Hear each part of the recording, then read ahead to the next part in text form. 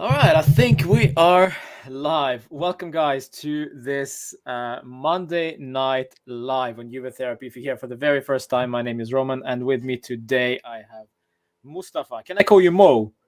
You can, of course. All right, very good, Mo. It is a real pleasure to finally see you. Well, as we said just before we went live, just face to face, virtually, but it is, it's kind of fun anyway. And the Indeed. thing is that we have the same jacket on, which is lovely. It was pure coincidence, It everyone. was pure quiz indeed. Yes, we did not plan this. Indeed, Absolutely absolutely. lovely. Listen, before I even start doing anything, I just want to show you something. Show me. It was cracking me up today.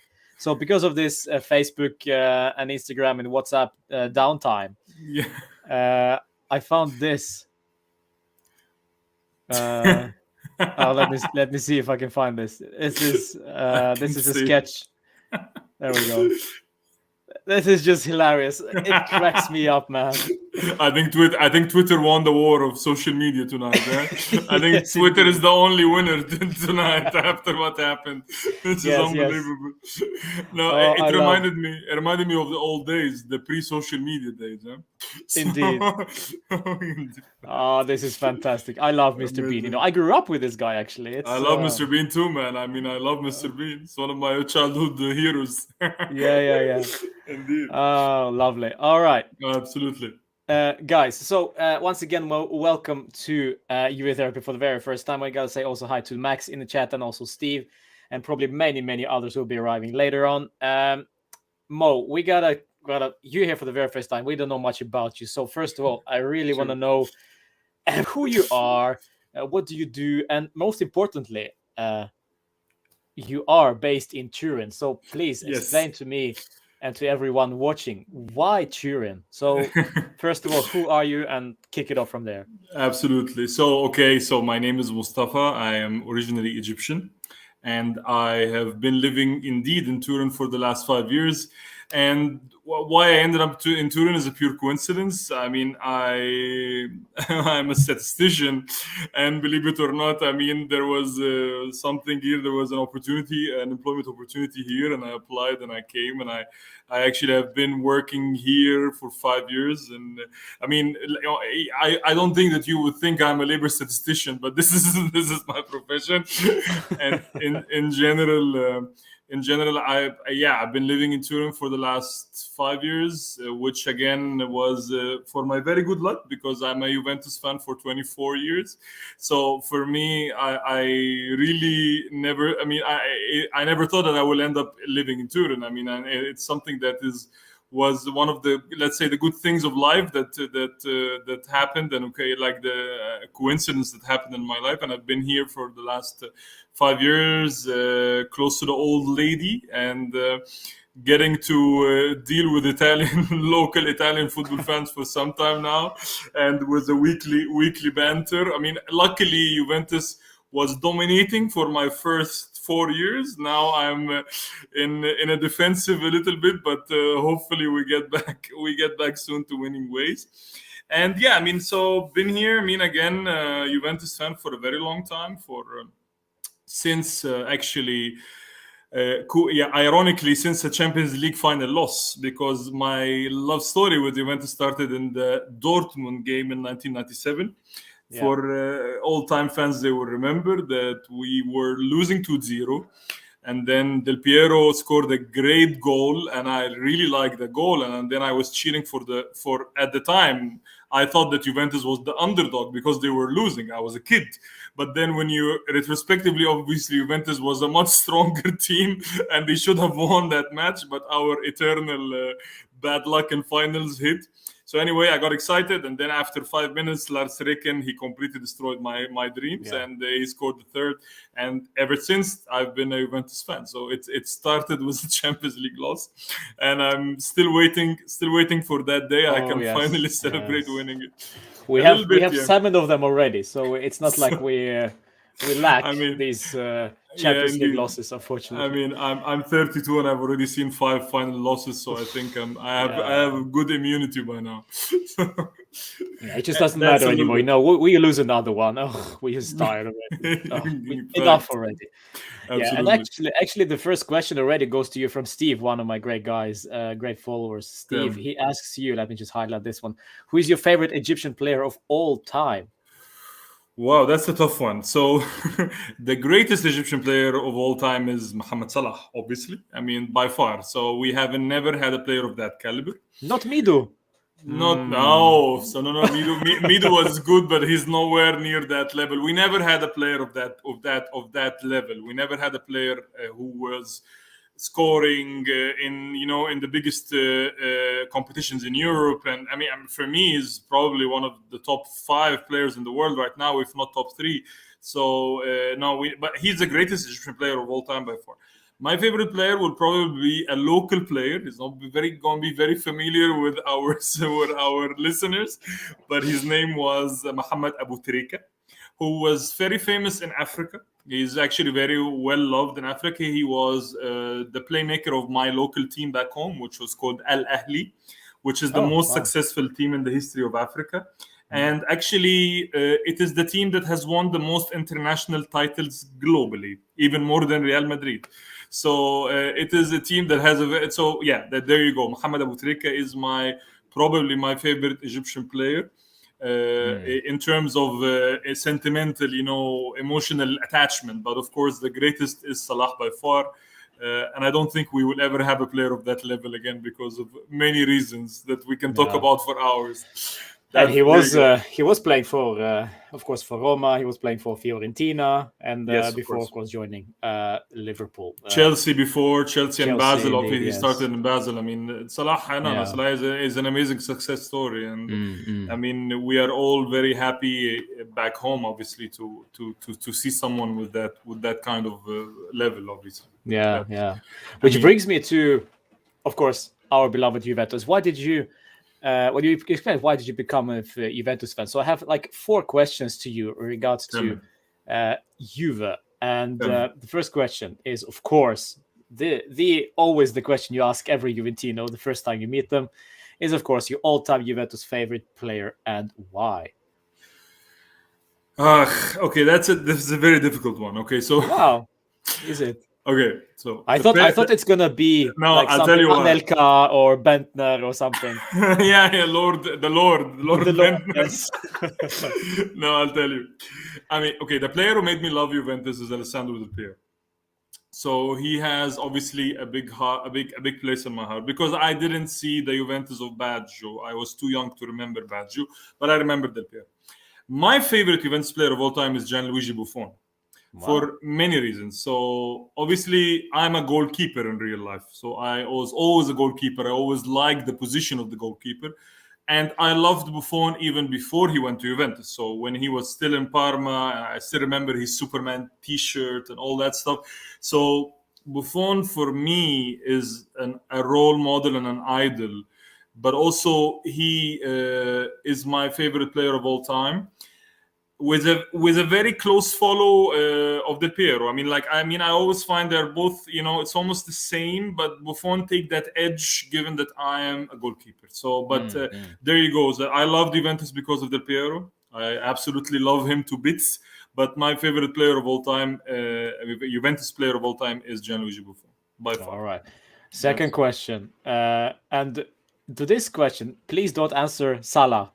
Uh, but all-time favorite non-Juventus player. okay. That's a tough one. I mean, okay. So I like a lot. I love Paolo Maldini. So Paolo Maldini will be there. Diego Armando Maradona is, in my opinion, the greatest player of all time. I mean, like I am a bit of an old school football fan, so I believe so. I would go Maldini, Diego Armando Maradona, Wow. Wow. and I can also. I mean, there are many. Batistuta is a player that I loved, and I wished he played in Juventus because he was one of my favorite strikers back in the day, back in the 90s. Zinedine Zidane is a player that I really loved. I mean, Yeah. as well. These are some Ronaldo the Brazilian. I loved Ronaldo. The Brazilian was the first global star that I remember. I mean, I was growing up in the 90s, so mid 90s. I remember that everybody back home, Ronaldo, and I mean, he was a big thing. So I also love Ronaldo. I mean, thankfully, I didn't become an Inter fan, because he was during that time when he was really. And it was funny because I really loved Ronaldo, but I became a Juventus fan. But Ronaldo. Luckily, you didn't catch that virus. Luckily, I didn't catch that terrible virus. So there you go. These are 5 on top of my head. I mean, again, I would, if I would select one of the 5, it will be Diego Armando Maradona. I mean, I love Maradona. I love his character on the pitch, off the pitch, what he achieved. I mean, with the good and the bad, by the way. I mean, Maradona was, sure. And I think that's what makes him such a unique character, because he also had the good and the dark and the bright, if you want to say. Yeah, so it's always like when you start considering to build a top 11 of all time. Both of those guys, like Maldini and Diego, are of course in the starting lineup. It's very very hard to at least not include Maradona, at least on the bench. I mean, this is just such a great player. It's very very tough not to play him. So what he achieved. I mean, I also see him in Napoli. See what he achieved there. I mean, also in terms of difficulties as well. Maradona had to conquer so many things, including himself. So I mean, his story is it appeals to my character. I mean, I know some people don't like Maradona because of the other things that you know, but I mean, I separate as well, and I take him as a package. I mean, the good and the bad, as I told you. That's how it is. Yeah. And question number 3: current favorite Juventus player. And why? Okay, so Giorgio Chiellini. Wow. Okay. Yeah. That's Giorgio Chiellini. Why? Sacrifice, dedication, loyalty, commitment, character. I mean, I think Giorgio Chiellini is last of his breed. I mean, I think he is a player who we will miss massively in terms of presence when he retires, because the players who are like Chiellini are getting less and less.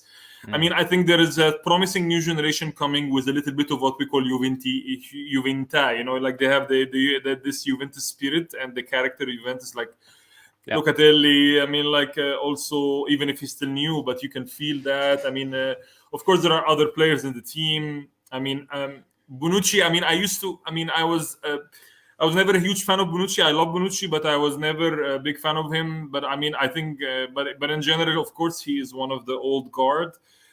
Chiesa is slowly becoming a favorite of mine. I just got his T-shirt because of that goal he scored against Chelsea. Yeah. I was in the stadium and he was right in front of me, so it was, I fell in love with the player. But of course, it is Giorgio Chiellini. Giorgio Chiellini for everything that he gave throughout the years, and still gives, and still giving. Yeah. He is. I mean, this is what we were discussing on this channel previously. We'll come back to this, of course. But even though Chiellini is 36, 37, something, 38 even, and he's still 37 this year. Yeah, he still is at his best and the world-class defender. And on his day, he's a world-class. Yes. He's a world-class defender. I mean, very few, I think, that are on that level. Such a smart player as well. Wow, he is. I mean, he's a classic. He's a classic defender. He reminds me of of the football that I grew up watching back in the day. I mean, he's a classic defender. I mean, he's he will kill himself, to give everything he can. Like this is. I mean, he is a player, grinta, spirit, everything. I mean, All right, last question before we go into the chat. Current least favorite Juventus player. This will be interesting. This will be very interesting. Okay. Tell me. Okay, so there are players that I don't like their attitude on the pitch, because I think they can give more, like Rabiot, for example. I think they can give more. He can give more because he has skill, but I don't like his attitude, and I think that he is a little bit. Just 1 second. I'll take this down. I have nothing against him. I mean, he's a very good player. On his day, is very good. Yeah. But I think sometimes there's something about him that annoys me. But again, I don't hate him, but I just, let's say, least favorite in the sense that I think he can give more. So you're telling me that you like Rugani more than you like Let me. Rabiot. I'm giving you Okay, a okay. couple, and then I'm going to tell you who's number one. Okay. So Rabiot comes to my mind. Rugani obviously is. Rugani should have never been a Juventus player. I mean, he should have never been a Juventus player. He's not that level. Lately, I used to really despise Bernardeschi, but lately he has been stepping up a little bit. I don't know. Bernardeschi is a mystery for me because he's a player that I don't know. I mean, he sometimes he gives you a feeling that he can do something special. That he can. There is some hope. There is something there. But in many other situations, he does the opposite completely. Yeah. So Bernardeschi is a mystery for me. Again, if you ask me that if we were doing this like 3 weeks ago, 4 weeks ago, probably Bernardeschi would have been top of the list. But I don't know. Recently, I'm feeling that with Max, he is a little bit changing. He's becoming a little bit of a team player, a little bit giving. So.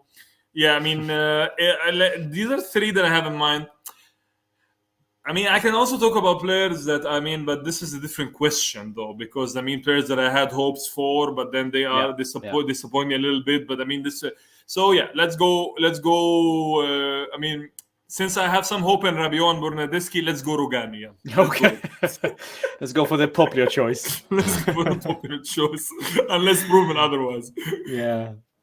All right, let's go to the chat and say hi to the guys in the chat. So we have Boshinho in there. Nice to see you, my friend, as always. And Rishi. Anish is there. Gabby and Aditya is there as well. Nice. So, guys, this is, once again, if you just joined, if you don't know who this guy is, so far, it's been absolutely quality. This guy is, his name is Mustafa. We just call him Mo. He is based in Turin.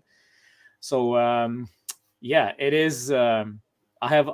I will kind of pick his brains on a lot of stuff. Juve, of course, because he sounds like a decent Juventino, so we'll just pick his brains a little bit. You're too kind, my friend. Yeah, no problem. Yeah. And as a comment from Max there, I like it. It amazes me how. Let me highlight this one. It amazes me how often you can see the intelligence of Chiellini. He often makes that one step quicker before anyone else to block a shot. Such little details are great about him. This is spot on, Mo. Absolutely, I fully agree. I don't know if it's Max, my friend. Probably it is Max. Ciao, Max. But in general, I do fully agree 100% with that statement, and I think that he is as a defender, he is extremely intelligent. But also, as I said, he has also tactical awareness of the pitch. Yeah. He's incredible. The way he positions himself defensively. And you can see that very well also when you watch Chiellini live, because also when you watch players from the stands, not from TV, you also see how they move off camera, So and it shows you how they really. And Chiellini is a very good reader of the game, and he knows how to really close spaces, when to be there in the right moment, even if he's facing players that are physically stronger and more supreme than him. Like, for example, when he plays against somebody like Lukaku, who is younger, stronger, faster, he knows, you saw him in the Euros, he knows how to take one step in advance, one step ahead to be able to contain that player. And we've seen Chiellini do that his whole career. He's playing against people like Cristiano, people like Messi. He is defensively a wizard in a way. Like, he knows how. It's not only because people think that Chiellini is only... Especially non-Juventini here in Italy, they think that he's only a dirty player a la Ramos, Ramos is also a great defender. Yeah. So, these are, because these are players who will do what it takes to stop you, but they are also tactically and from a defensive perspective, great defenders in reading the game. I remember that Maldini used to say that for him, doing a tackle is a failure as a defender, because his job is not to go into the extent that he needs to do the tackle. He in his mind, doing a good defensive play was actually to cut the ball before needing to do a tackle. And this was, I remember Maldini saying that, and I feel that many, of course, there are many. I mean, Italian football in general has a great school in defensive. Defensive players. Of course, ironically, this is not the case anymore because now they have great midfielders and great attackers. But in the back line, it's becoming a bit less. But in general, I mean, I think Chiellini belongs to that old school of Baresi, of Scirea, of these Gentili. I mean, all these defensive minds that were able to have this defensive intelligence to be able to be in the right moment, stop do the right foul, even the tactical foul that might seem dirty for rival fans. This is defensively, from a defensive perspective, it's a perfect foul. So I mean, Chiellini again. He's a great defender. I mean, again, Chiellini is last of his breed, really. Also Bonucci, Also Bonucci is a great defender. And those two together are very, very exceptional. I have to give him the props. I mean, also Bonucci is a great defender as well. He belongs to that breed as well of Nesta, Cannavaro, and the great tradition of Italian defenders, obviously. All right, so let's go to the present day and how the team is playing in these recent weeks. So since you are based in Turin, I want to ask you about what is the talk on the street regarding Max Allegri. Are people unanimously happy that he's coaching Juve again? Or is there a mix, just like on social media? What is the feel in the stands, in the stadium, where you go? Maybe you meet some people who talk Juve. What is the feeling about Allegri? You're talking about Juventini or Italian or fans in general? In general. Well, I think in general, I think we had a difficult start to the season, which was kind of expected, obviously, because of many reasons. Because of, Max still trying to find a way, still trying to instill his Max DNA into the team. I think it was a little bit shaky. So obviously, if you talk about the talk, I'm not a reporter, but I mean, from my cohorts and the people around and in the street, and so on, I think people in general were thinking that we are in a transitional period. I don't think there is a very strong expectation from what I observe. Obviously, I don't speak to everyone, but from what I observe, aside from a handful of teams that are, namely, if you want to name them, Napoli or Inter, again, I'm talking about everyone, not Juventini. I think in general, the impression that I have is that they don't think that Juventus is a contender this year, is a contender for a title. And of course, given the difficult beginning that we had this season, losing key points and so on, of course, even if it's early, but it left an impression, there was this reinforced feeling that Juventus is far away and that we will struggle to even finish top 4 this year. I was hearing that some weeks ago. Things changed a little bit in the last 2 to 3 weeks, obviously, because, again, it's not rocket science. The more you are winning and you're getting results on the pitch, no matter how you are winning, even if it's not the perfect way, of course, people start feeling, okay, wait a second. Maybe there is something there. Maybe Max will be able to find a way. So it is sort of it's sort of let's say, waiting to see how the team will perform. Again, Juventini that I know here are all happy that Max is back. And they are, again, patient. They are not really, they understand that the team is in a rebuilding process in a way. And that, of course, the departure of Ronaldo, which is another topic that I'm happy to discuss later if you want. It's coming. Left a big hole, especially when we talk about goal scoring and about strikers. So again, what happened is that people were not expecting us to be in the run this year. But the Juventini I know are happy with Max, patient with the team. Patience is key, and they know that, of course, it will take some time for us to be able to get back into winning ways. But at the same time, as I said, there is cautious optimism in the last couple of weeks that I can feel.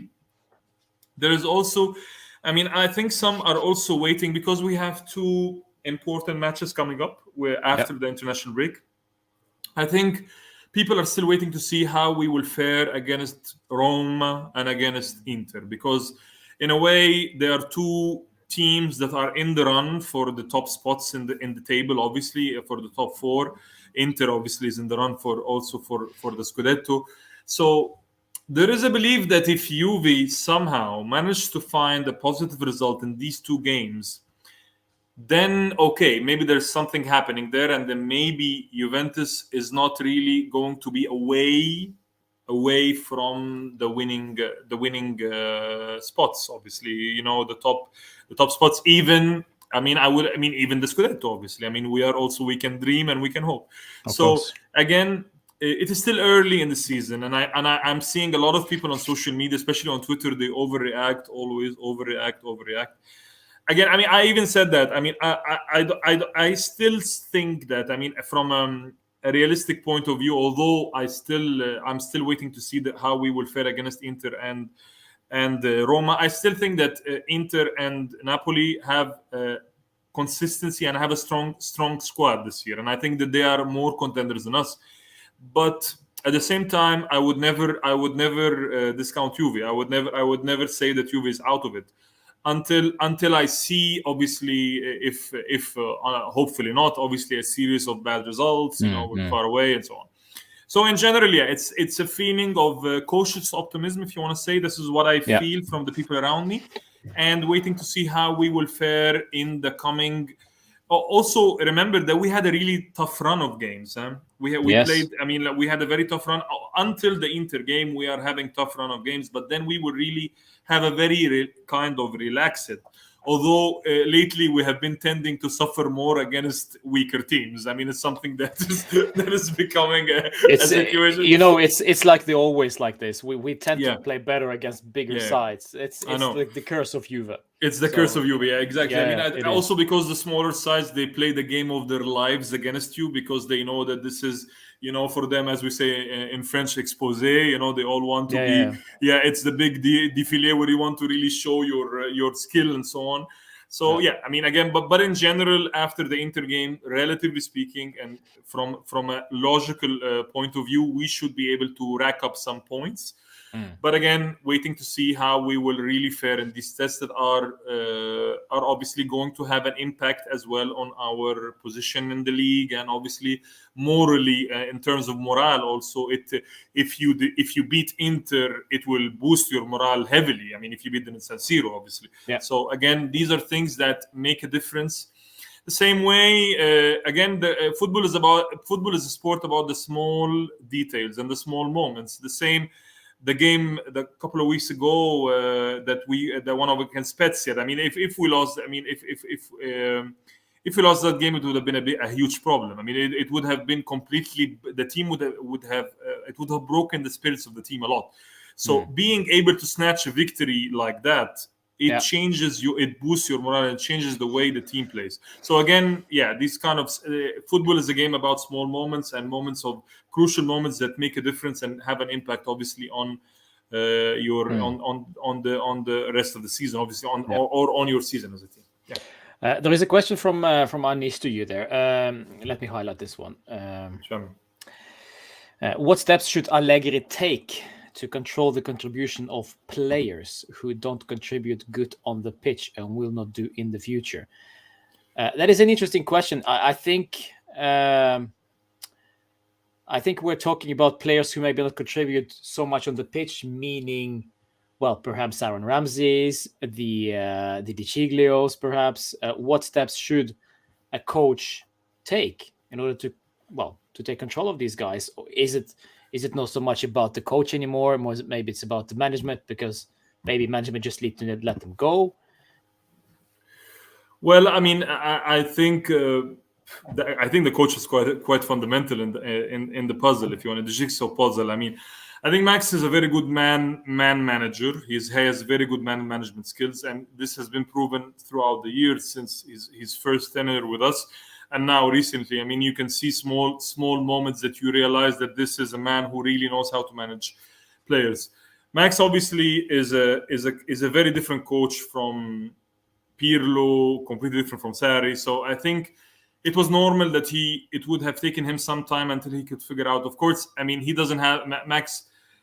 cannot play himself. He cannot have all the answers in the field. What he can do is that he can try through training, through through his obviously his sessions and his lectures to the players, to try to explain to them the way that he hopes that they will be able to play.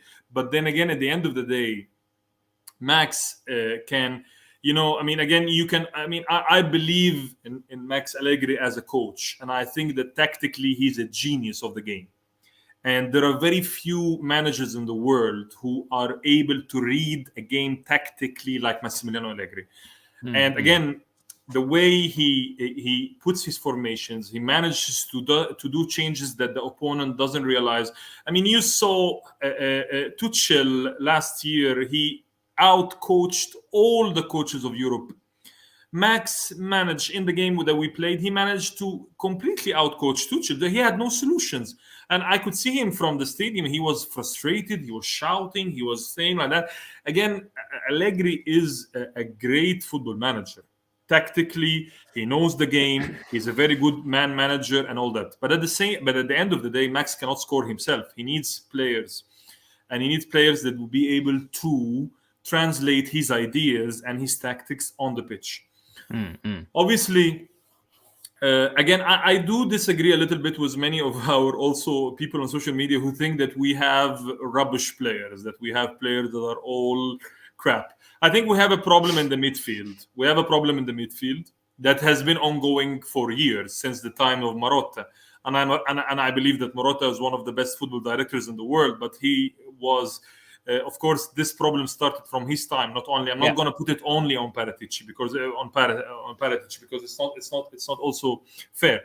But in general, I think we have a problem in the midfield in terms of the quality of the players who are able to keep possession, to dictate play, control the rhythm of the game, be able to, again, this is an issue that has been ongoing. We haven't fixed it. I mean, after our great midfield of 2015, Pirlo, Marquisio, Vidal, and Pogba, after this midfield left, we had some players who were of decent quality in the beginning, like Khedira, like others. I mean, after that, you had people like Matuidi and so on, who are players who are mainly role players who are doing particular roles in the game.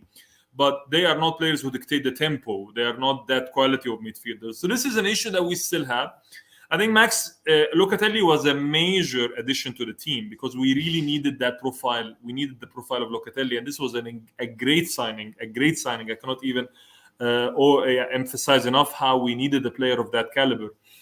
But then we still have an issue in the midfield, of course, of players who can control the ball, take the ball, distribute it, pass, be able to play direct playing. We're still having an issue in that. And this is something that I think we are lacking. I was hoping that Arthur will be that piece that will be able to, this kind of player, this kind of Xavi style player, Pirlo. But of course, Arthur has not yet fulfilled his potential, and then he had a bad injury, and he's been I wouldn't say he was a big disappointment because last year was a mess. Last year was a mess in general, and I think Andrea Pirlo is probably one of my top 3 favorite midfielders of all time, but he was. But with him, we suffered a lot. I mean, Pirlo was not ready yet for that position. He was not. But if you're talking about Arthur, I mean, it's very almost a bit unfair to judge him based on the last season because his injuries they were always recurring, and now he's got that surgery. So from when he is coming back now after this international break, then we will actually see the Arthur we hope to see. I guess it's really an unknown territory for us. Where will Arthur slot in? Ooh, he just went. Lovely. But we'll come back. Probably he comes back probably. Where Arthur will slot in also, which is very, very... I'm personally very, very excited to see where he will slot into that midfield. And Mo just left me hanging to dry. Yeah. But anyway, my friends, hope you're doing well. Don't leave me. Don't leave me. He'll be coming back for sure. There we go. Sorry, buddy. Yeah, there you go. You got disconnected. Yeah, but I'm here. I'm with you. Okay, very nice. All right. So let's. I agree with you that it's not fair to judge him after last week, and that obviously after last season, and it is yet to be seen what he can really offer. People are asking about me in the chat box. I'm sorry, just a small glitch. I'm back. That's all right. That's all right. All right, we're moving on to one more question from the chat before we start with another topic. Really quick answer to this one, Mo, if you can Tell me. reply. How did you feel when Juventus won the first Conte Scudetto at 2012? Was there any better feeling afterwards? This is a question from Boscinho. So this is my second favorite Scudetto of all time. I mean, my favorite is Cinque Maggio, so that would be number one. But my second favorite. How well do you remember Cinque Maggio? I remember it very well, but I mean, I didn't watch the game live, but I remember watching the news after the game and seeing there is this famous report when they got the both the video from Roma at the time and from Udine and all that. But I remember it very well. I mean, I was quite big to remember it. So I mean, it was I mean, my top 3 favorite moments as a Juventus fan. I mean, along with the Madrid game of 2003. I mean, like it's 2012 was I mean, to answer the question of my friend, indeed it was obviously the most precious Scudetto of the cycle. And for me, I remember, I mean, it was just a feeling that I cannot explain. I mean, I remember that day when we clinched the title. I think it was Cagliari, right? It was Cagliari away. I don't remember. Or Genoa. Cagliari. I don't remember. It was an away game. I remember people coming on the pitch. I remember everybody coming on the pitch. No, it was an incredible moment. I mean, I cannot put it into words. I mean, I still enjoyed every single because the question was saying, did you enjoy afterwards or something like that? I did enjoy every single Scudetto, every single title we won. I mean, of course, especially, I mean, the Scudetto of 2018 was also very, very special for me because I was in the stadium in San Siro when Gonzalo scored his last-minute goal. So that was another happy moment in my life as a Juventus fan. So again, that was also quite precious. But in general, I enjoyed every single one of them. For me personally, it was this Scudetto we're talking about, the 2012 Scudetto was one of my favorites, but also the Scudetto where Allegri made this huge comeback after a disastrous start. I think it was 2016, 15. 16, I think. The one of Zaza, the goal of Zaza against Napoli. Yeah. That was something else. So that was probably one of my absolute That was a great favorites. One too. Absolutely. Too many. All right. So you just mentioned this player, my friend. We just, we talked about this. Usually we don't talk about that player anymore because he's not with us anymore because he left like 3-4 days before the transfer window closed. Cristiano Ronaldo, of course. So after he left the club only days before the transfer window closed, we were left without that biggest threat going forward. Goal scoring, the biggest star and all that. But how do you feel you have coped with him leaving? I mean, how do you see a future? I mean, there is a future after Cristiano, of course, but how do you feel you as a club have coped this quickly as well? Because it was just 3-4 days and suddenly you just had to play the games already. Indeed. No, of course there is a future and hopefully a brighter one. Oh yes. I mean, one of my good friends without naming him, he was telling me that in 60 years, I mean, Ronaldo and all these players will be dead, but Juventus will still be winning trophies. Of course. But in general, no. I didn't like the way he left. I think it was disrespectful to the club, and I think that he should have handled it better.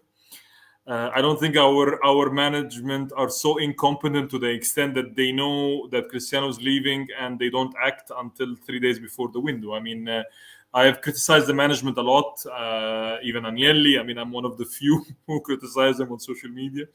But in general, I don't think that they are not that. And by the way, that is fair. That is more than fair. You're allowed to criticize because you're a fan. You don't know much. I love you. I love that's Juventus it. Football Club. I don't love Andrea Agnelli. I mean, again, Andrea Agnelli is an important. The Agnelli family is an important part of the football club. Yeah. But in general, I mean, I differentiate between the club and the president or the management of the club. Yeah. I mean, this is something has to. I don't know why some people have this issue of not being able to differentiate.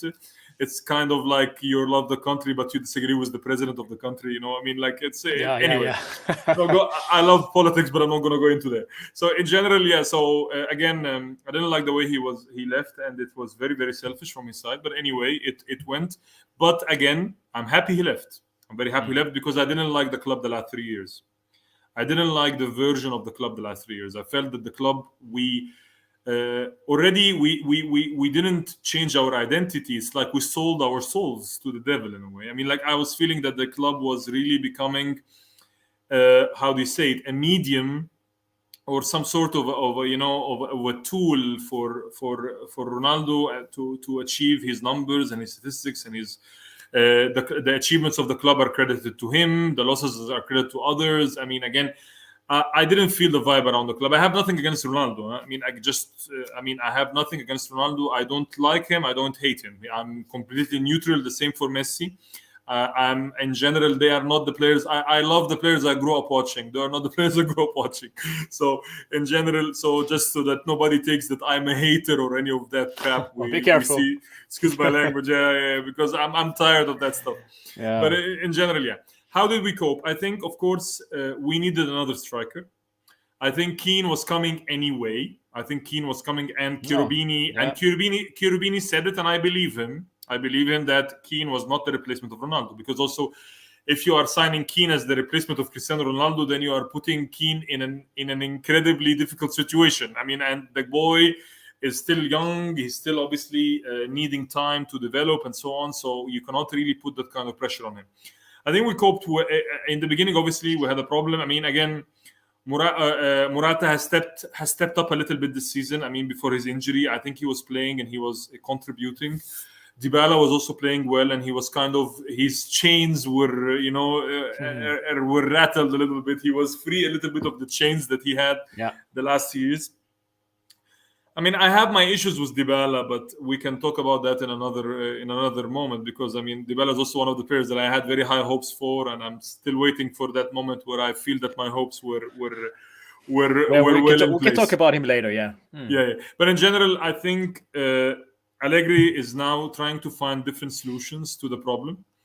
Of course, these solutions will depend on many things. Will depend on, will Chiesa be able really? Will he be able really to be this, let's say, second striker or whatever that Max is trying to do with Chiesa?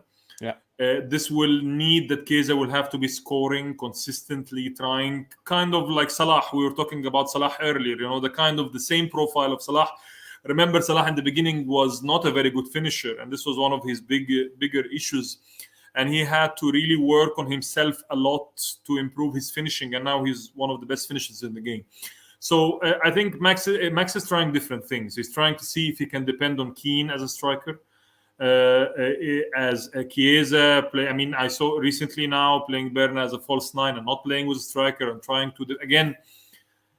Did we solve? You don't solve a problem like the departure of Cristiano Ronaldo easily, because it is an issue that I mean, again, regardless of what you think of the guy is a killer. The guy is a striker of a caliber that, I mean, he's a guy that guarantees you at least 20-30 goals a season. So you cannot replace this guy. I mean, you only Haaland, Mbappe. I mean, these are the profiles that I think of that you can say, these are the replacements of Cristiano. But you cannot replace this kind of cachet with anyone. What Max is trying to find different ways. He's trying to find, obviously, other solutions to the problem. Morata, again, is on his day, he's a decent striker. The problem of Morata has always been his consistency, and he has always been, again, Morata is a player who can give you 4 or 5 games playing very well, and then for 20 games he disappears. I mean, this is the issue. Can you depend on him or not? I mean, this is another issue that you don't know. Dybala now is playing more as a playmaker, as a second striker. I mean, Dybala, again, Dybala is a good finisher, and if people remember, before Ronaldo, Dybala was sort of our goal scorer in a way. So he's also a good finisher, and he needs to be closer to the goal because he has a good eye on the goal. He has a great left foot. But again, there are solutions, but I still believe we need a striker. We need a striker. We need a striker of the highest caliber. And they said that they will invest in a striker. I would not put my hopes high for January, but I'm sure that it's on the table that they need a striker of decent. Again, we don't have enough money to buy Haaland or Mbappe, but we can try to find something that. Again, also yesterday or the day before in the Torino game, Caio Jorge is offering something different. Maybe. I don't know. I mean, I liked his few moments on the pitch. Of course, I mean, it's impossible to make a judgment, but I had a feeling that he was standing well on the ball, controlling. I mean, maybe he could offer something. I'm talking about this season, obviously. And this is what you said. Also, this is a transition season. Yeah, exactly. So it is a transition season, and I'm dealing with it this way. I'm not having hopes this year. I'm not having. And I would advise people not to have high hopes. Of course, we always believe because we are Juventus. But at the same time, we have to keep our expectations real, because then, you have to understand that you are a young team in transition with a great manager. Who is still building that team, putting his mind and his way. By the way, I met Allegri. I don't know. I mean, he's a wonderful human being. By the way, I mean, like, he's one of the persons. I mean, because where I play football, Max used to go there because his son used to play there, and I had once a chat with him, and he's a brilliant mind. He's a brilliant mind. I mean, of football, and he's a very decent human being as well. So again, I trust Max, and I hope people will trust him, and we'll give him a little bit of, and we'll have a little bit of patience, because it's not an easy season to deal, and he has a lot of issues that he has to work with, and it will be difficult and challenging. So people have to take this into consideration. It's normal that you have this problem now because of the departure of such. Because it was not only about Cristiano, Roman. It was about the whole system was built for him to score. The whole play, the players around him. This was the idea, is that you create chances for him to score. So it's a completely different ball game right now. So people need to understand that. Yeah, I would say. All right. Let's go to the chat and let's see. Oh, Dominic is in the chat. Nice to see you, my friend Dominic, and also Ryan and Aymar as well. Great stuff, guys. If you have any questions, please let me know in the chat. Maybe we'll ask some of them to Mo. Mo sounds like interesting person. So it's very nice to talk to him.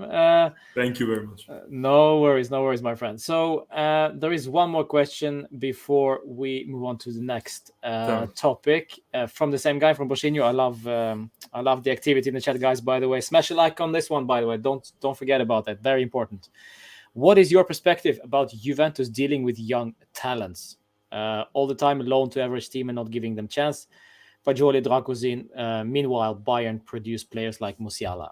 I think we talked about this before in one of the previous streams, but Mo, what's your feeling about that? I also apologize for people if I'm not able to. I'm not reading the comments because I'm trying to focus on. But in general, thank you all of you, and I'm sorry again if I cannot answer all questions. I think classically, to be very honest, Juventus was never really a team about producing youth. In the sense of the day. If we go back, from the 90s onwards, that's the period that I remember. Juventus was always a team that was able to either get young prospects from other teams, proven prospects from other teams, or get top players directly. Yeah. Again, you have an example like many examples. I can talk about them. Of course, you have exceptional examples like Alessandro Del Piero, who came very young from a very small in Padua. He just played one season, and then he played. But he was not a Primavera Juve. He came from another team. But in general, in our history, I can name a handful of players who came from the youth system and made it to the top and became big players. I can think of Marchisio, the name that comes off my mind.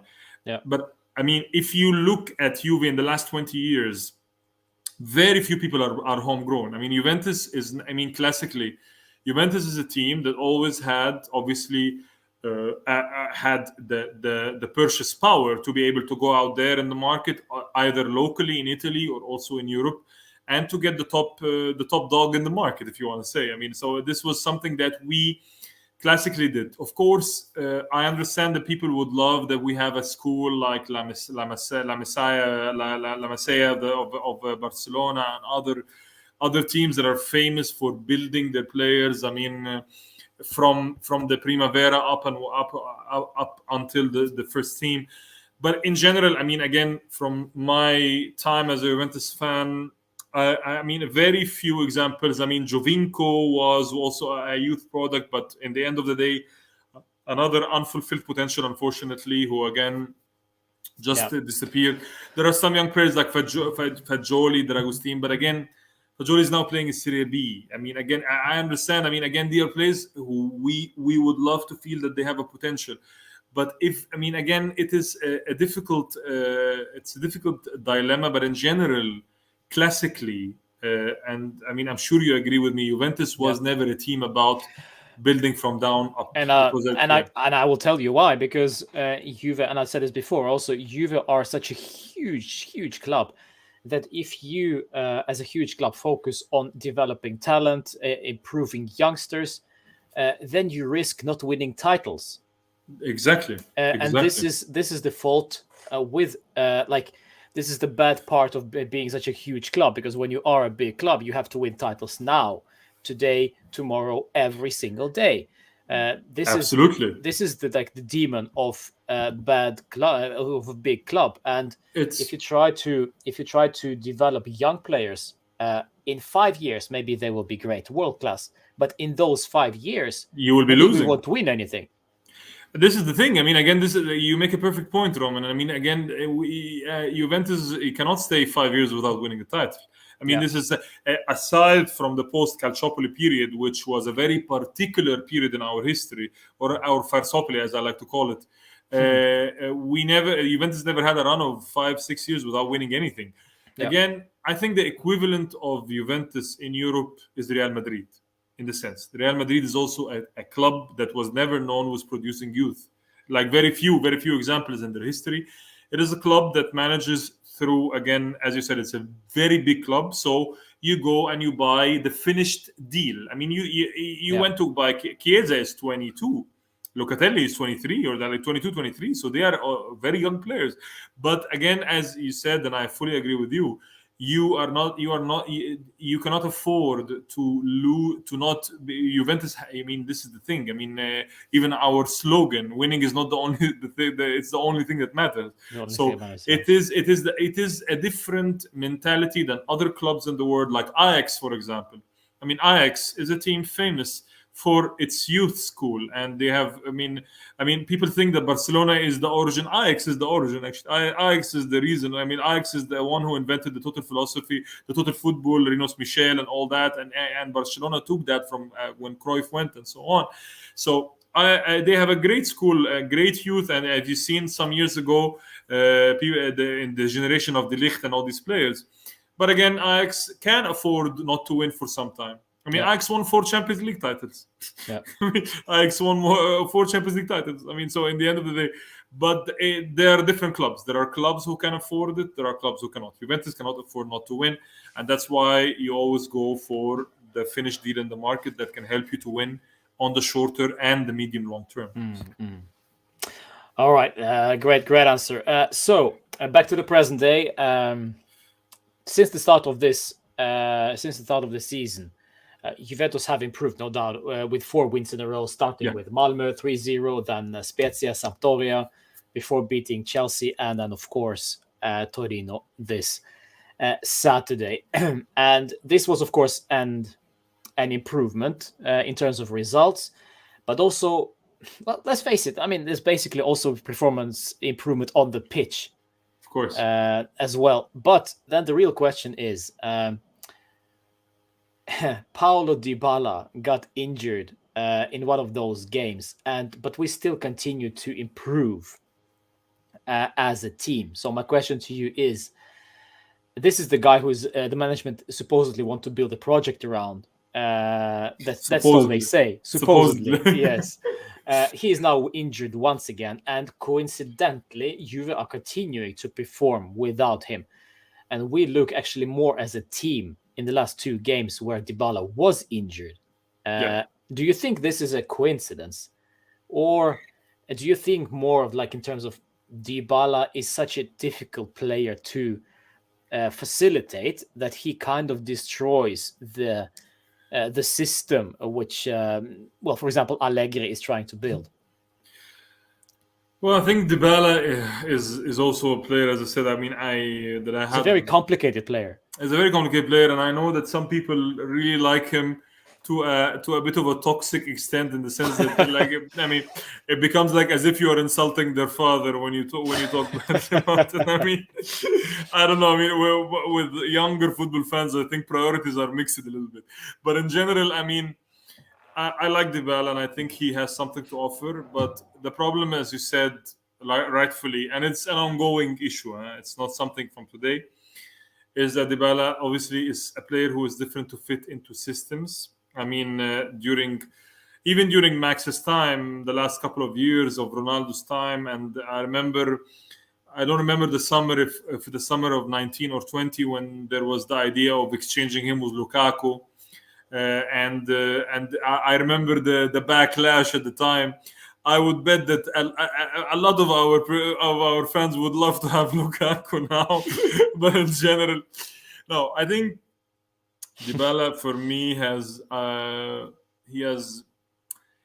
potential, but the issue with Dybala is that I think, again, he has underwhelmed in his career. He is injury prone, and he gets injured quite often. On his day, he's a great player. He's a great footballer. He's actually one of the few footballers we have. Footballers, as in the classic term of footballer. But in general, I don't know. I think the management are not very convinced of building a future around Dybala. I think, in my opinion, we should build a future around Chiesa, not around Dybala, because I think Chiesa should be the focal point for building a team. But do you think actually this obsession with building a team around the player, I don't know, is it a good idea? Maybe, this is what we tried to do with Cristiano, and it worked partially, but building a team around one player is very dangerous, because if that player doesn't work, is injured, for example, then we are really in trouble. But you did it with Cristiano when he was 35. So way past his prime. I mean, if you had a 23-year-old, if you have a 23-year-old Cristiano, if fanboys hear you now, hear you now. No, exactly. I mean, look, I'll tell you something. No, it happened in history. I mean, by the way, Del Piero was a focal point. They built the team around Del Piero. They even sacrificed one of my favorite players of all time, Roberto Baggio, for Del Piero, and Baggio obviously had a rough ride in the end between Inter and Milan and so on. But they did it before. I mean, you have an exceptional talent. You have an exceptional, explosive talent. Building a team around him, it doesn't mean that you necessarily facilitate all the players. Basically, they play for him. It's not like that. It's just that he becomes the focal point of the team, and then you build around him a good support. It's like a film, Roman. It's like a movie. Yeah. You have the leading actor and you have supporting actors. It's normal. If everyone is a leading actor, it's gonna be a bad film, actually, or a very complicated film, like Pulp Fiction. But in general, still a great movie. Yeah, I mean, a great film, of course. I mean, one of my favorites. But in general, what I mean is that you support him with a strong supporting cast that can also take the lead sometimes, obviously, because, again, as you say, if Chiesa is not working, then another person works. It's like a car, it's like a machine. One piece is not okay. There's a centerpiece, but if it's not working, other pieces are working. So the car keeps on going, or whatever. It keeps on going. Dybala, I think, is, again, Dybala is 28, obviously, next year, so he's no longer young, because some people think that Dybala is young. Yeah, he's 28. Time flies. Maradona won the World Cup when he was 26. So in the end of the day, I don't know if there is still time. I think this season, again, obviously, the reluctance of the management to renew his contract says a lot about how they perceive him and how they see his future at the club. I think again, this season will be a catalyst for him. So when he's back from injury, the way he will fit into the team and he will perform will determine if he will really be part of the next 4 or 5 years or not. Yeah. I have nothing against Dybala. I love him, and I don't. Again, I wish him, and I think that he had to go through a bad ride because of things that were not his doing. And again, Ronaldo's arrival also limited him a lot and put him in a very bad situation tactically on the pitch. Yeah. Then Pirlo tried a little bit to play them together. There was a little bit. Sometimes they clicked, but they rarely clicked together. So he had to go through a rough period. That's why, in my opinion, he earned the right for once again, because now this, as you said, Roman, this should be his team. So this should be his moment, and in a way, and when he's back from injury, I mean, already we can see that Chiesa is a player who's taking responsibility, and who's going. And I love his direct game. I love players who play directly. And Chiesa, just even when you see him, hopefully you come to Turin soon and you get to see him from the stands. He just goes to the goal. He takes the ball and he goes. And I like. Is almost a classic player, like now everybody. I mean, I love players like that. I don't like pretty much players who do a lot of show, like Neymar and so on. Great players, but I mean, I'm not a big fan of that school of playing. So again, I can see that Chiesa is a player who is willing to take the responsibility of leading a team with the size and the magnitude of Juventus. Dybala, for him, it's break or make. When he's back, I mean, I think he should be able to prove him. I mean, again, to carry that load, to take the team, to take the leadership. We will see. I think he earned the right because he has been a loyal person for the club, and I am somebody who appreciates loyalty a lot, and I think loyalty counts a lot, and because it's also becoming such a rare commodity in football, and I really appreciate it when he turned down Spurs and he had a very big offer from Spurs, because he felt that he had some unfinished business with the club. So I'm interested. I'm interested to see how Max will utilize him in the coming period, with the presence of Chiesa. I mean, also with now Max maybe playing with a false nine. I mean, it's working. Like against Torino, for example, he tried to play 4-4-2 with two strikers. It didn't really work. When he switched back to playing, I mean, it worked, like the Chelsea game. So I'm interested to see. I mean, I think the jury's out, and I know some already made their judgment about Dybala. Either they like him or hate him or obsessively love him.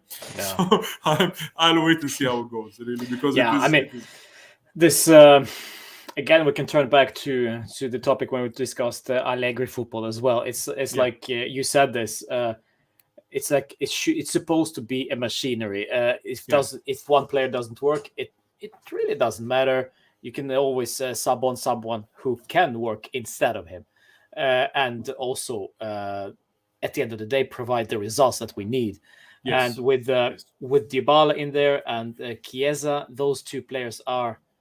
I'd say actually that Chiesa probably is more vital to the side at the moment, because he is such a direct player, as you say, complete opposite of my good friend Rabiot. It's like complete opposite. He's so indirect. Rabiot is so indirect. He doesn't know where direction is. But with Chiesa, it's a completely different story. He goes and he goes, like you said. So it will be interesting to see. It will be interesting to see how they both will fare. I mean, I'm looking forward. I think eventually Dybala will sign the contract, but I think it will be very, very bonus based. Yes. I think it will be like, I don't know, 8, 9, 10 million, maybe then plus bonuses. Depends on the performance on the pitch. Yes, I think so because, too. Well, we have not much money for anything else, rather, and that's how it should be. That's how it should be. I agree. Yeah, we'll see. We'll see how that happens. So we talked about briefly about Manuel Locatelli. The guy is the new. I mean, we have some of our of followers in the chat said that he's the new Marquisio. And I can understand why, and the recent update from him, of course, is this one, which is lovely. So he got engaged this weekend. So he scores against Torino in the Derby della Mole, and then the next day he goes to his girlfriend. And by the way, my bonus, that victory bonus, I went and bought myself a ring, and this is for you. I think this guy is living the dream. He's living the dream, yeah. And he is a Juventino. His family are Juventini, yeah. And he embodies what you said perfectly well as well previously. That feeling, that importance of being a Juve player. The fino alla fine, the fact that he scores in the 85th minute or something. Never gives up, and he is one of those 2-3 players who were playing in the midfield, like Rabiot, McKennie, who I, by the way, didn't understand why he was playing the whole game, and of course Locatelli. My goodness. And Locatelli, and Locatelli was one of those guys who was very, very deep at the start of the game, but then he just takes responsibility in the 85th minute and goes for an attack. Yeah. And receives an assist from Chiesa and scores that beautiful, beautiful winner. Now, my question to you, of course, is where do you see him play in the midfield once, for example, Arthur is returned? Where do you see Arthur playing? And do you feel that Locatelli, since he clearly has this eye for goal, do you feel that he should be playing further up the pitch, and this is where Arthur comes in? I think so. First of all, I love Locatelli. I think he's a great addition, and I love also the Italian core that we are building. I see somebody saying that we have the same haircut. Yeah. Thank you for the super chat. Yes, Sicilian guy. I'm very happy to know that. I think as you can see, there is nothing there. Yeah. There is something there. It's a very easy haircut, and it's very economic as well. So anyway, so in fact, I love the Italian identity that they are building a little bit in the club. I think Italian players in particular, they know the value of Juventus. They know, again, what it means to play for the club. In general, I think he's a piece that we really needed. I think Locatelli is a piece that we really needed. I agree with you, and I think that Locatelli has a good eye for the goal. He is also a good distributor of the ball as well. I think he can play as a regista. Of course, technically, there are different opinions, because there are opinions that says he's plays more on the defensive side. He's a cutter, if you want to say that he's somebody who can recover the ball, distribute the ball, play forward, and so on. But I think I think he can also fit into the role of the regista, because he also has a good eye on the goal, and he's and in general, I think he can be an offensive player as well, not only a defensive player. It will depend on how Max will play him. I think he plays well. I think there is always, do you play with the 3 in the middle, or you play with the 2 in the middle? This is also a question. I think Luca has been playing, with the 2, with Bentancur. I think they played very well together, because they were sort of complementing each other. I'm not the biggest fan of Bentancur, although, seeing McKennie this weekend made me appreciate him. So... Yeah, I hate to be harsh, but I was really suffering that. No, but day. This is a very good point. With the Bentancur, I liked him previously, and then I was like, I've had enough. Because it was so inconsistent and so frustrating to watch. But then I see him next to Locatelli, and I see they complete each other. Exactly. Yes, and Bentancur can do that job, that recovering ball, the defensive job. Of course, he does it very well. He is ruthless at times. He does this stupid tackles and lapses in concentration. Terrible passes, terrible backward passes. Yeah. Yeah, but that was under Pirlo. So that was under Pirlo. Yeah, I don't want to blame. I don't want to blame it all on Pirlo. But in general, because of course, I saw a comment that somebody was saying it was the players, not Pirlo. I think it was a bit of combination of both, but of course Pirlo was not ready for that position. And I say that I cried the day Pirlo retired. Yeah. So Pirlo for me is a very, very, very, very important player. Anyway, back to the topic. So I think they complete each other. Bentancur and Locatelli, they complete each other in a way. Bentancur, as you said, Bentancur cannot be a regista. He's not a regista. He is not a player who this is not his thing. He cannot do that. He can play. He can recover. He runs. He pressures very well. He does a very good high pressure. I mean, I was seeing him the Chelsea game, how he was running all the time. Pressuring. He had a great game. He had a great game from a tactical standpoint. Yeah. So I think they are playing together well. When Arthur returns, what you do? Do you play 3? You play with the 3. You have Rabiot as well. Rabiot is also part of the mix.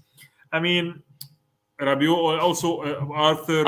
By the way, I have to say, I love it that you don't mention Ramsey and McKennie. That's perfect. That's okay.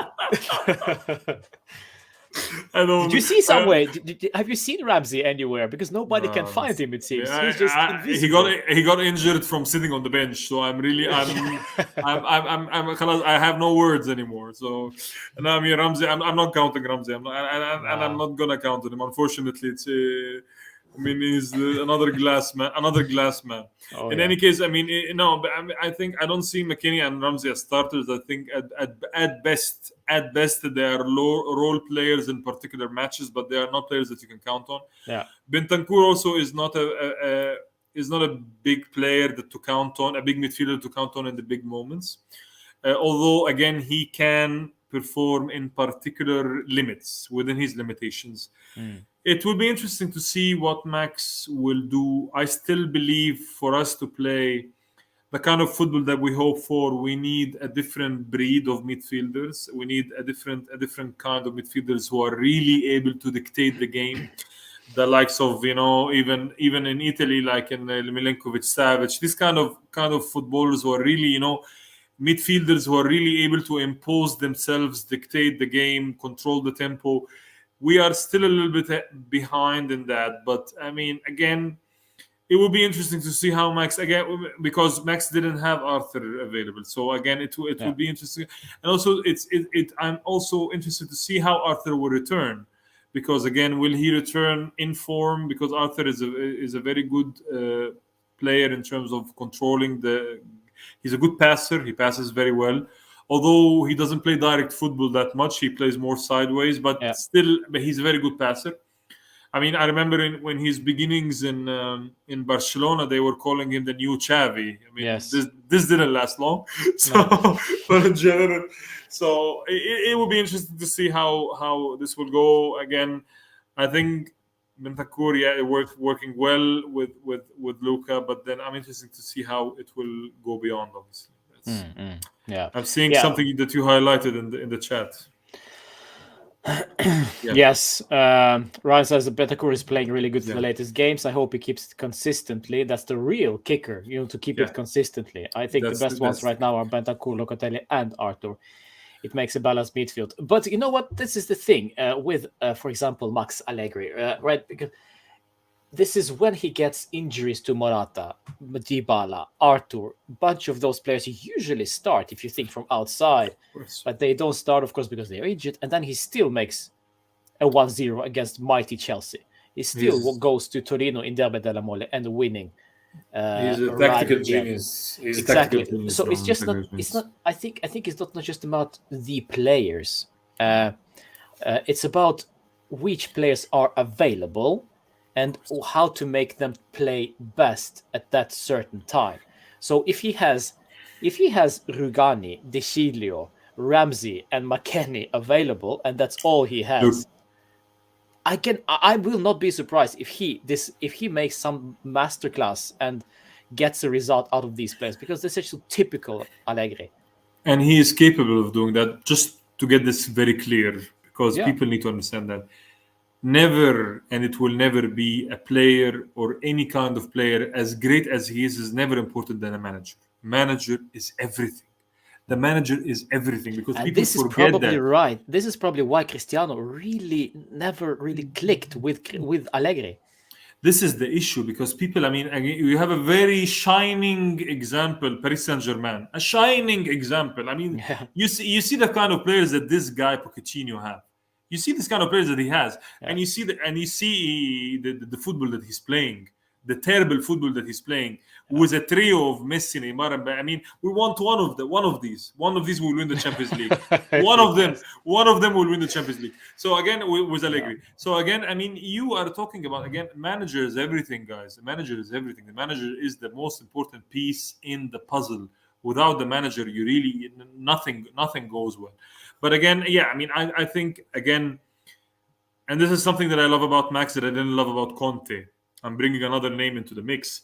Max has this tactical flexibility. Max is a reader of the game. He knows how to set his team to win, and he knows how to put the best formation that will make him play. Again, the Chelsea game is very fresh in our minds, and he was playing against one of the top 5 teams in Europe now, and you see how he set his team with players who are not as good as the players, of course, namely Akanti was missing, and Mount and so on, but still there is no comparison. The names, if you compare the names, there is no comparison on paper. But he knew how to set his team, and managers like that, again, managers, they know how. Okay, the greatest managers are those who are able to take from normal or even moderate players to take the maximum out of them. One of the best examples about that, also, who used to do it, was Jurgen Klopp. Jurgen Klopp was one of the managers who is able to take out of players who in other teams would not be even starting. Players like Wijnaldum, Henderson, these players, they are not great midfielders. But Klopp is a manager who is able to create a system, set a team that is able to compete and defeat any team that they play against. They are fearful, tactically ready with a system. Also Ferguson, I'm seeing a chat. Indeed, Alex Ferguson as well. Alex Ferguson was starting with John O'Shea and Wesley Brown. Exactly. Yes.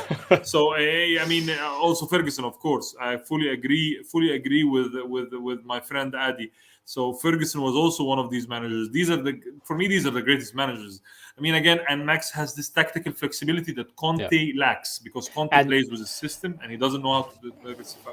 And we also remember that very fresh in our minds, as you said, the Chelsea game, the 15 minutes into the game, he already started to tweak the formation. He already saw that Cuadrado was very high up the pitch. He just dragged him backwards, and we played essentially with 5 at the back. Another example was the away game against Tottenham, I remember. When we struggled. We were lucky that we were even in the game. And then Dybala Gonzalo. Dybala and Lichtsteiner comes. No, it was Asamoah and Lichtsteiner entered the pitch in the second half. And I was like, are you complete idiot? You sub on 2 wingbacks, and we need the win. Max, and we need to progress. And 3 minutes after those subs, boom, goal. I mean, that was perfect example of how he exploited and how he changed it up. And also in the second half against Torino, I remember we struggled in the first half heavily. Bernardeschi was useless, but then he switched him on into being a false niner in the second half. He played much better. So again, he subbed off Moise Kean, knowing fully well that it's just not exactly his position, being a sole striker. Maybe he needs to play a little bit more on the wing. He figured that out in the second half. Bernardeschi, for example, was much better. No, Mix. I mean, I just want to. There is a chat about Conte. I meant Conte in terms of tactical flexibility, the system he plays, not as in Conte making players play to their potential. No, Conte is a very good manager in that. He's a very good manager. I'm talking about tactical flexibility. Conte plays with one system and he doesn't change it. So this is what I meant. Max is a different manager because Max changes his system. Back to the topic, I agree again fully with you, Roman, and I think Max is a manager that knows how to set the formation to play in this, in a way to win. He knows how to set, even regardless of the names that he has.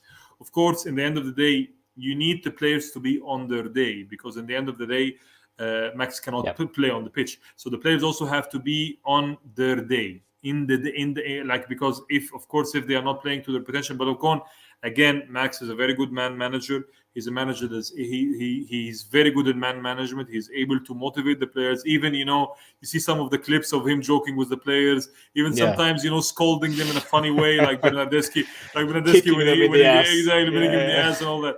So he is close to the players. He is good in the way he approaches the individual relationship with players.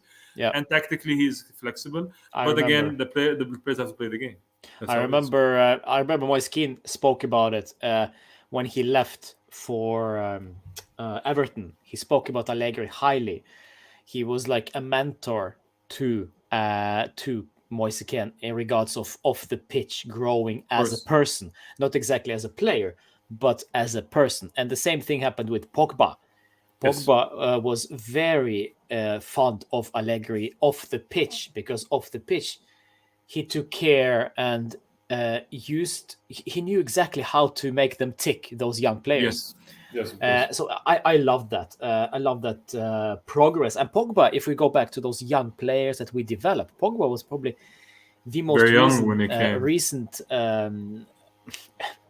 example to the opposite of the rule in terms of that we can develop younger players. I think he was 19 or 20. He was 19 or 20 but he when was he a came, freak. yeah. He was a freak of nature, and Allegri helped him develop himself off the pitch. And of course, Pogba is a natural talent, so he kind of did most of his himself.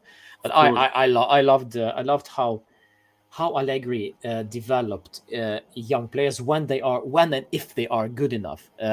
For example, Dybala also, when he first arrived, it took a while before Dybala started playing, because to be a scorer and to play exactly in his natural position. He played like very few games in the beginning just to get accustomed to the bigger club and so on and so on. So it was. I think what Allegri does, he knows exactly what to do with the young players if he sees potential that they can contribute. Indeed, absolutely. I mean, I trust him, and I think that he is able to see. I mean, he is a very good reader of the game. Yeah. And he as you said, he is able to motivate his players as well. He's able to motivate his players. I don't forget when, even in the like, I remember, for example, we were talking earlier about the Inter game, the famous one of Gonzalo in the last minute. Yeah. I remember that the first thing that Max was doing, when I saw the highlights after the game, he was shouting to the players, go back to the half and defend. I mean, go back. He was pushing them. I remember he is like that. This is his mentality. I think he drew Dybala away from the crowd. Exactly. He's drawn away from the crowd and would get back to the pitch and defend the win. So he has this mentality. He's not a manager that goes out I trust him. I mean, I'm a Max Allegri fan, and I think he is able to find a way. I mean, I know that some people call his football ugly football, but I call it smart football, intelligent football. At the end of the day, it's the results that matter. Absolutely. At the end of the day, it's those trophies. We were never a team that was entertaining. It was never Juventus was never an entertaining team. Juventus is a team that is pragmatic, that knows how to win. Yeah, exactly. So it's it is how it is, So if you become a Juve fan, you can forget about attacking beautiful, flamboyant football. This is why Douglas Costa really never succeeded at Juve, because he's an attacking crazy player, and of course a J-Medical favorite.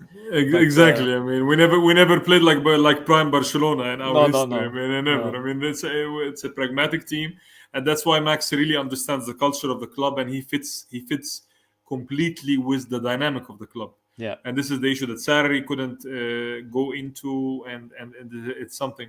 I just saw a comment, about Conte, the 3-4-2, because Conte only plays 3-5-2. So any team that he goes to, he plays 3-5-2. I mean, of course, when he entered the team, he played 3-5-2. But of course, when Conte came, I give Conte absolute credit for getting us back to the top. He was the perfect coach. He was the perfect time.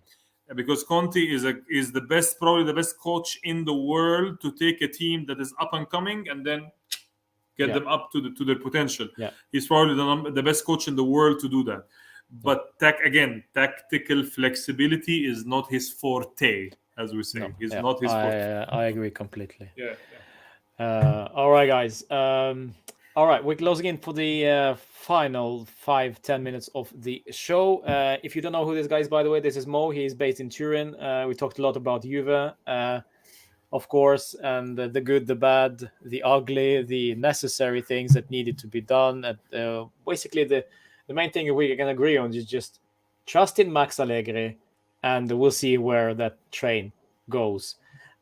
One of the last questions is from Aditya. She is a very, very. I mean, Aditya is one of those followers that I have so much mad respect for her because she knows football, and the questions, the comments, is just oozes quality. So I love that about Absolutely. her. So the question is, what do you think about Kulusevski? And this is a very open question. I mean, if we can rephrase it a little bit, I think, do you think that Kulusevski has the future at Juve? Yes, or maybe no, and why, of course?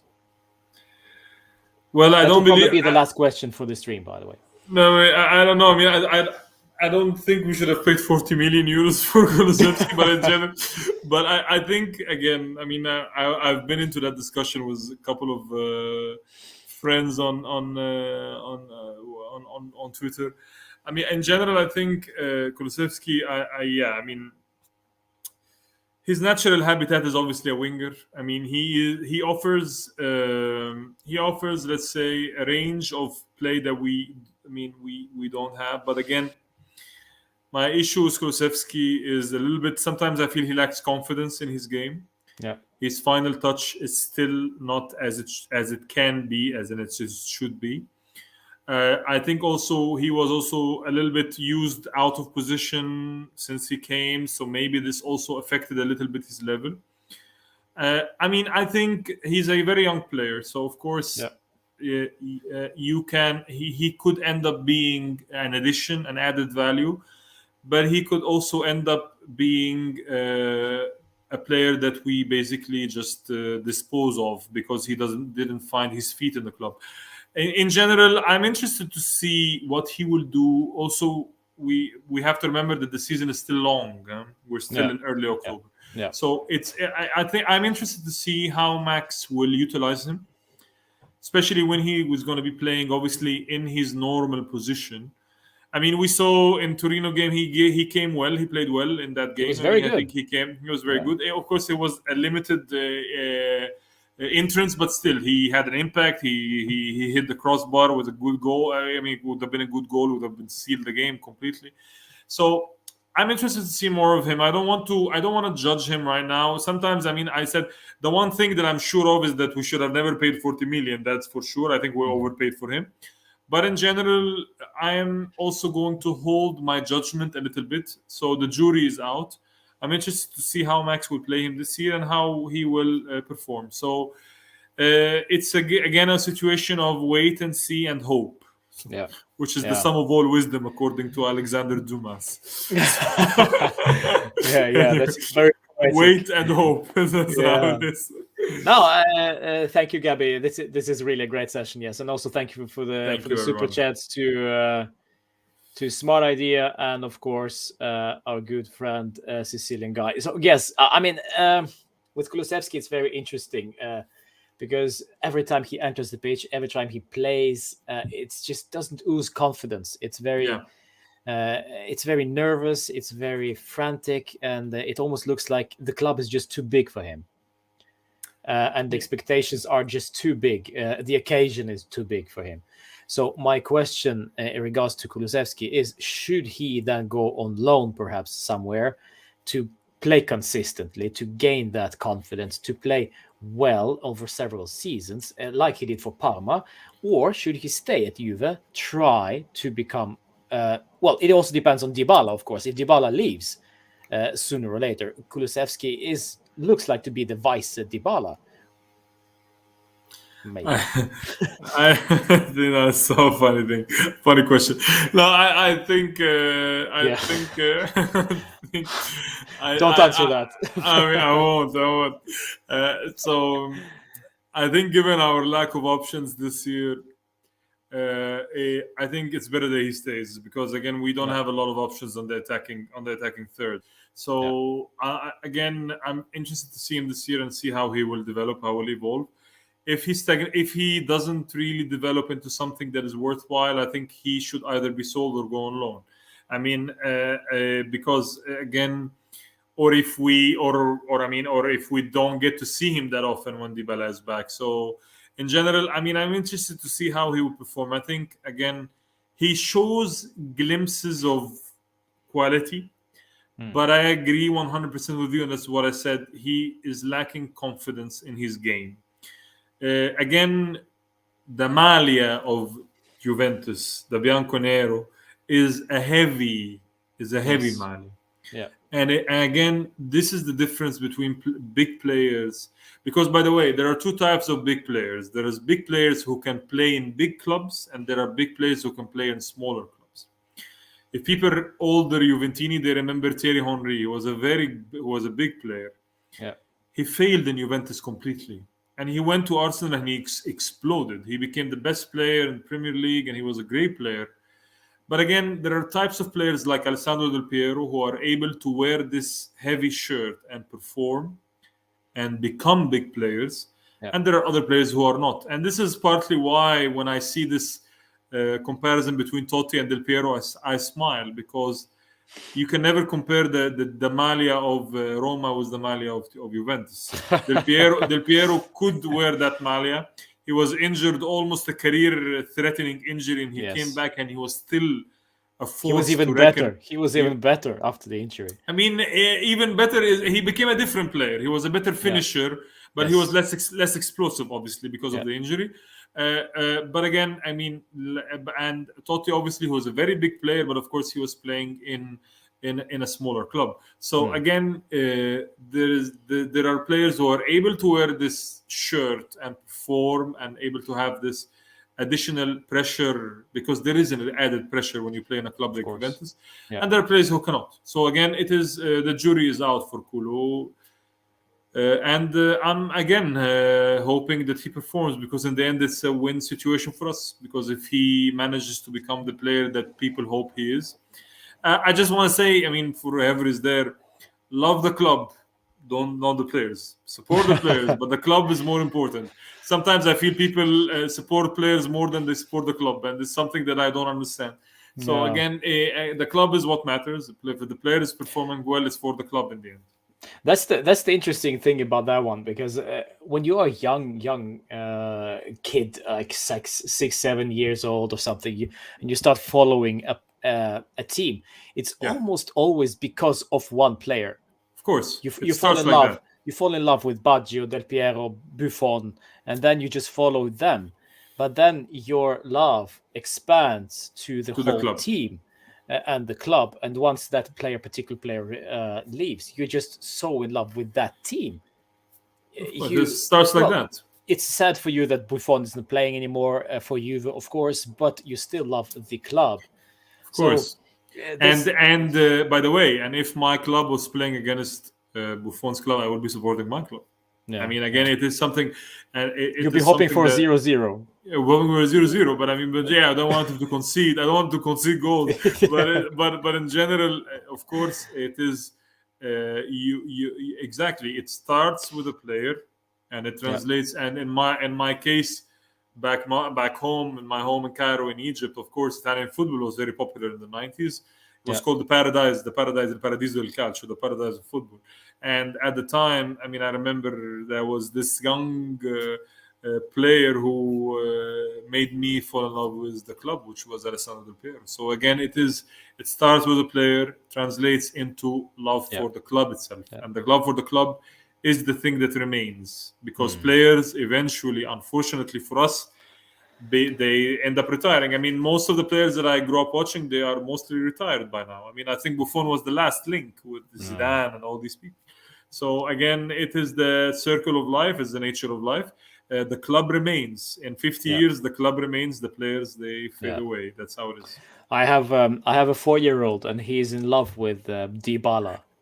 So it starts with Dybala, you know. So for him, he's already like Dybala, but then absolutely loves Juve as well, because he basically don't have any choice. He doesn't have any So, choice. No, I'm seeing in the chat somebody saying that, of course, Totti, Del Piero, there are different opinions. I'm talking always from my opinion, obviously. So in the end of the yeah, day, of sure. course, I mean, people see things differently, and of course, I mean, in the end of the day, we all see different things. I mean, as I was saying in the beginning, I say I think Maradona is the greatest, but others see Messi, others see Cristiano, others see others. So Different strokes, different people. of course, It's fine. it's part of the game. Yeah. All right, guys. Listen, it's time to end this Monday night live. It's been great fun, absolutely. And listen, if you want to chat with more, please follow him on Twitter, of course, and maybe we'll come back to him well, next time we'll be live, maybe somewhere in the future. And yeah, it's been great fun. Mo, I wish you well. I wish you well Thank you. throughout this week, and stay safe. How is the Sure. COVID been treating you? by Things the way? are okay. I mean, everything is fine here. I mean, it's become much better. I mean, I'm fully vaccinated, so Yeah. I mean, and most of the people here are now vaccinated. I think things are quite better, but in general, yeah. I mean, I think it's calm. I mean, I'm hoping we are hoping, obviously, in Europe in general. I know you're up in the north, right? You're Yes, up in Norway. Norway. Yeah, and I know in Norway. So in general, I mean, I think things are improving in Europe. Obviously, more difficult elsewhere, but Yeah. we're hoping that it keeps well. I mean, but again, yeah. I mean, things are okay. They're calm. Happy to be back in the stadium. Happy to be able to do things that we were not. Able to do concerts, music, and so on. I mean, Yeah. it's something that I personally have missed. So, but in general, yeah, hoping that let's say we pass the winter well, and obviously things are okay. But in general, I mean, again, it was very much fun for me. I mean, again, I usually shy away from video and stuff like that, but in general, but since you're always very kind and very nice, Roman, and you're asking me more than once, so I was very happy to be here. Also, thank you to the people, obviously, for a very nice comments. I think, I mean, many good points. I mean, I'm unable to answer everything, obviously, about that. I mean, of course, we can talk. We love football, so when we love Juventus, so we can talk about For hours. for hours and hours and hours. But in Yeah. general, time is always limited. So again, it was a pleasure, my friend, and Sure. I'm very happy to have been with you, obviously, here, and hope It's I was a been good. great fun for me as well, Mo. Thank you so much for joining. And guys, thank you also to every one of you who tuned into this one. Don't forget to subscribe to the channel. Let's get those numbers up, and of course, like this one, share it with your friends, family, with your grandmothers, grandfathers, whatever. Just spread around the world that we've been live with Mo today, and I wish you also all the great evening, and we'll see you tomorrow for another live. There'll be another guest on. I think I have it already noted down who that will be. It'll be a surprise, of course. It'll be great fun. So enjoy your evening, guys, and good night. And of course, Fino as alla we say fine. always, fino alla fine. Fino alla fine.